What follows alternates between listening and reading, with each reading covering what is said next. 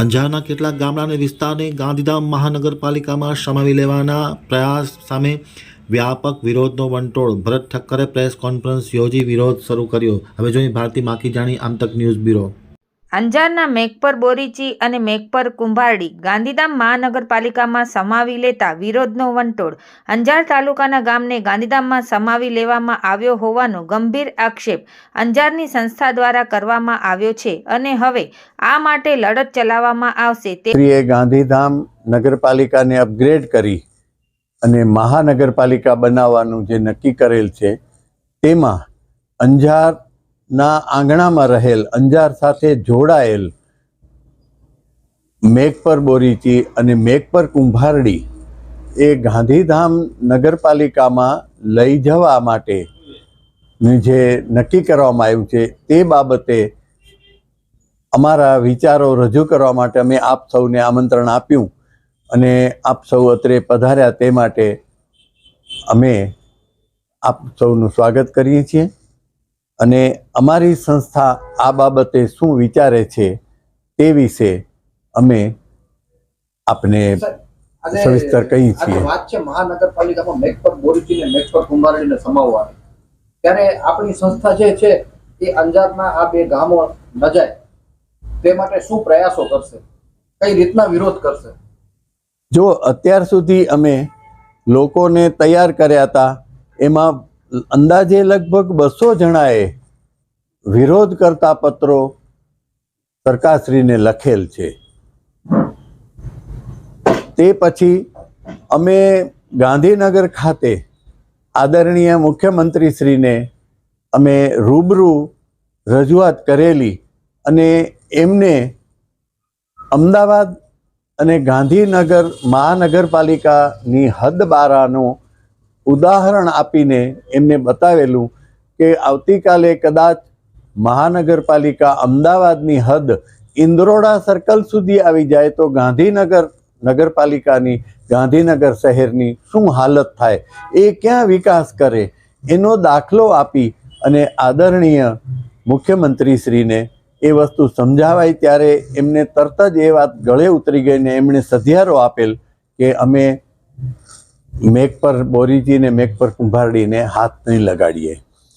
હવે મેઘપર બોરીચી અને કુંભારડી બંને અંજાર તાલુકાના છે, ગાંધીધામ તાલુકાના નથી.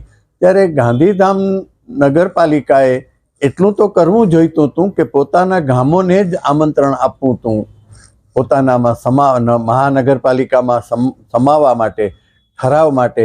એણે મેઘપર બોરીચી ને મેઘપર કુંભારડીની ગ્રામ પંચાયતને શા માટે, કઈ સત્તાની રૂએ, કયા અધિકારની રૂએ એણે કાગળ લખ્યો અને મેઘપરની ગ્રામ પંચાયતે કોઈ પણ જાતનું એણે ગ્રામસભા પણ ન બોલાવી અને કાંઈ ન કર્યું ને ડાયરેક્ટ સીધો ઠરાવ કર્યો. વાસ્તવમાં ગ્રામ પંચાયતની બોડી છે, ચૂંટાયેલી બોડી છે, પણ એ ગામની માલિક નથી. એ ગામનો વહીવટ સંભાળવા માટે પ્રજાએ એમને ચૂંટ્યા છે. પણ આવી જ્યાં મહત્વની બાબત ચાલતી હોય ત્યાં ગ્રામ પંચાયતે કાયદેસર રીતે ગ્રામસભા બોલાવી અને લોકોના શું વિચારો છે તે વિચારો પણ એમણે જાણી અને લોકો શું ઈચ્છે છે તે બધું જાણીને પછી જ ઠરાવ કરવો જોઈએ, જે આ કિસ્સામાં કરવામાં આવેલ નથી.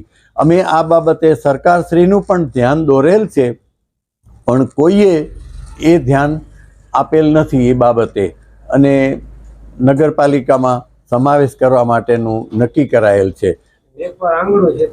મેઘપર અંજારનું આંગણું કહેવાય, અંજારનું નાક કહેવાય, જે કહીએ તે. આને કારણે બહુ જો સૂક્ષ્મ વાત કરું તો અંજારની ડાઇનિંગ ટેબલ સુધી મેઘપર પહોંચ્યા મહાનગરપાલિકા ગાંધીધામની હદ આવી જશે. અમારો સાંગ નદીનો છેડો છે એની ઓલા છેડાથી અમે જઈએ બહાર એટલે અમે ગાંધીધામ મહાનગરપાલિકામાં પ્રવેશી ગયા એવી અમારી હાલત થશે. તો અંજારનું ભવિષ્ય શું? અંજાર નગરપાલિકાનું વિસ્તરણ કરવું હોય તો અંજાર નગરપાલિકા વિસ્તરણ કઈ બાજુ કરશે? બધી રીતે મેઘપર જોડાયેલું છે અને ગાંધીધામ તો 70 વર્ષ પહેલાં ઊભું થયેલું છે.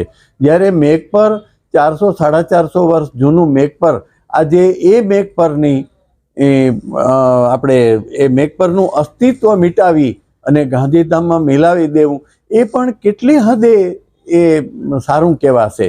એટલું જ નહીં, ભૂકંપ પછી છે અને લોકો જ વસવા ગયા છે મેઘપર બાજુ. હા, લોકો ઘણી કોલોનીઓમાં અંજાર શહેરમાંથી ત્યાં જઈને વસેલા લોકો પણ છે. એટલે એ બધું જોતા એવું થાય છે કે સરકાર એક તરફ એવું કરે છે કે જે ગ્રામ પંચાયતો વસ્તી અને વિસ્તારની દ્રષ્ટિએ સક્ષમ છે તેને નગરપાલિકા આપી અને અપગ્રેડ કરે છે. ત્યારે આ ગામ મેઘપર 70,000ની વસ્તીવાળું ગામ, બંને ગામોને નગરપાલિકા અલગ આપવાને બદલે મહાનગરપાલિકા ગાંધીધામમાં આમે જ કરવાની જે નક્કી થયું છે તે સદંતર યોગ્ય નથી. અમારો વિરોધ છે. તમે એને મેઘપરને પોતે સક્ષમ હોવાથી સરકારશ્રીની હાલની નીતિ અનુસાર જેમ બીજા ગામોને પોતાની જુદી નગરપાલિકા આપેલી છે તે રીતે મેઘપરને પણ પોતાનું સ્વતંત્ર અસ્તિત્વ જાળવી રાખવા માટે એને અલગ નગરપાલિકા આપવી જોઈએ, જેથી લોકોના સુખ સગવડ પણ સચવાઈ રહેશે. લોકોને એમાં નગરપાલિકા થતાં જે મળતી ગ્રાન્ટોમાંથી એમાં ઇન્ફ્રાસ્ટ્રક્ચર પણ નવું ઊભું થઈ શકશે અને ઘણી બધી રીતે મેઘપર સ્વતંત્ર રીતે પ્રગતિ કરી શકશે. એ નિશંક બાબત છે. ગાંધીધામ છે ને એ અંજાર રાજી છે ગાંધીધામને મહાપાલિકા મળી એમાં, પણ જે અંજારને વારંવાર કાપી કરીને બધું નુકસાન કરવામાં આવે છે એ વસ્તુ યોગ્ય નથી. અમારો એ વાંધો છે.